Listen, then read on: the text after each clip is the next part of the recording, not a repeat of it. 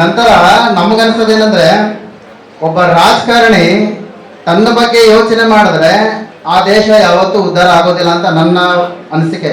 ಅದೇ ರಾಜಕಾರಣಿ ಜನಗಳ ಬಗ್ಗೆ ಯೋಚನೆ ಮಾಡಿದ್ರೆ, ರಾತ್ರಿ ಆಗಲು ಜನಗಳ ಬಗ್ಗೆ ಚಿಂತನೆ ಮಾಡಿದ್ರೆ ಆ ದೇಶ ಯಾವತ್ತಿದ್ರೂ ಉದ್ಧಾರ ಆಗುತ್ತೆ. ನಾನೇ ಉದ್ಧಾರ ಆಗಲಿ, ನಾನೇನ್ ಮಾಡ್ಲಿ ಅನ್ನೋದ್ರ ಬದಲು ಜನಗಳನ್ನ ಹೆಂಗೆ ಉದ್ಧಾರ ಮಾಡೋದು, ಜನಗಳನ್ನ ಹೆಂಗೆ ಮೇಲೆತ್ತೋದು, ನನ್ನ ಒಂದು ನಗರವನ್ನು ಹೆಂಗೆ ಸ್ವಚ್ಛವಾಗಿಡೋದು, ನಮ್ಮ ದೇಶನೂ ಕೂಡ ಬೇರೆ ದೇಶಗಳ ತರ ಯಾವ ತರ ಒಂದು ಮುಂದೆ ಬರಬೇಕು, ಆ ತರ ನಮ್ಮ ರಾಜಕಾರಣಿಗಳು ಯೋಚನೆ ಮಾಡ್ಬಿಟ್ರೆ ಬೇರೆ ದೇಶ ನೋಡಿ ಇವತ್ತು ಯೋಚನೆ ಮಾಡ್ತೀವಿ, ಅವ್ರಂಗವ್ರೆ ಇವ್ರು ಹಿಂಗಿದ್ದಾರೆ ಅಂತ. ನಾವು ಆ ತರ ಬೆಳಿಬೋದು. ಆ ತರ ಬೆಳೆಯೋದಕ್ಕೆ ಆಗುವಂಥದ್ದು ನಮ್ಮ ರಾಜಕಾರಣಿಗಳ ಕೈಯಿಂದ. ಅವ್ರು ಮನಸ್ಸು ಕೊಡ್ಬೇಕು. ಅವ್ರ ಮನಸ್ಸು ಕೊಟ್ಟಾಗ ಏನಂದ್ರೆ ಅವ್ರೊಬ್ಬರೇನೆ ಪ್ರಯತ್ನ ಪಟ್ಟರೆ ಸಾಲಲ್ಲ, ಅವ್ರ ಜೊತೆ ನಾವುಗಳು ಕೂಡ ಕೈ ಜೋಡಿಸ್ಬೇಕು.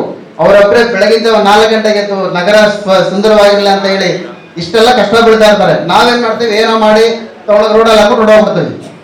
ಅವ್ರಿಗೆ ಎಷ್ಟು ಜವಾಬ್ದಾರಿ ಇದೆಯೋ ಸಾರ್ವಜನಿಕರಾಗಿ ನಮಗೂ ಕೂಡ ಅಷ್ಟೇ ಜವಾಬ್ದಾರಿ ಇರುತ್ತೆ. ಇವತ್ತು ಯಾರೋ ಒಬ್ರು ವ್ಯಾಪಾರ ಮಾಡ್ತಾ ಇದ್ದೀರ ಬೀದಿಗಳಲ್ಲಿ, ಅವರ ಸುತ್ತ ಒಂದು 10 ಅಡಿ ಅಂತರದಲ್ಲಿ ನೀರುಗಳ ಸ್ವಚ್ಛತೆ ಕಾಪಾಡ್ಕೊಂಡ್ಬಿಟ್ರೆ ಸಾಕು. 10 ಅಡಿ ಸ್ವಚ್ಛತೆ ಕಾಪಾಡ್ಕೊಂಡ್ರೆ ಆ ನಗರನೇ ಸುಂದರ ಆಗ್ಬಿಡುತ್ತೆ. ಕರೆಕ್ಟ್ ಅಲ್ವಾ?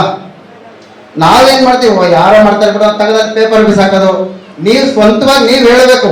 ಸಾರ್ವಜನಿಕರು ಕೂಡ ನಿಮ್ಗೂ ಜವಾಬ್ದಾರಿ ಇದೆ, ನಮಗೂ ಜವಾಬ್ದಾರಿ ಇದೆ, ರಾಜಕಾರಣಿಗಳ ಜವಾಬ್ದಾರಿ ಇರುತ್ತೆ.